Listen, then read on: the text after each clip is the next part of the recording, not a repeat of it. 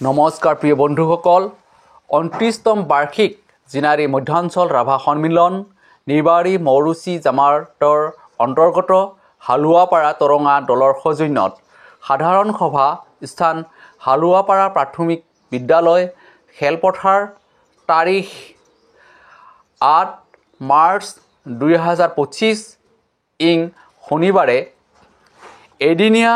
কাৰ্যসূচীৰে উল্লাহ মালহাৰে বিভিন্ন গাঁৱৰ পৰা গণ্যমান্য ব্যক্তিসকল আহি এই সাধাৰণ সভাখন অনুষ্ঠিত কৰা হয় আৰু এই সাধাৰণ সভাত আই অৰ্থাৎ পিতৃ মাতৃসকল একেলগে বহি এই মিটিংখন শুনিবলৈ আগ্ৰহ প্ৰকাশ কৰি থকা দেখা গৈছে আৰু এই মিটিংখনৰ মূল উদ্দেশ্য হৈছে সমাজৰ ভাল বেয়া কামবোৰ আৰু শিক্ষাৰ্থে আগুৱাই যাবৰ বাবে ইয়াত আলোচনা কৰা হয় আৰু এই জিনাৰী মধ্যাঞ্চল ৰাভা সন্মিলনৰ যোগেদি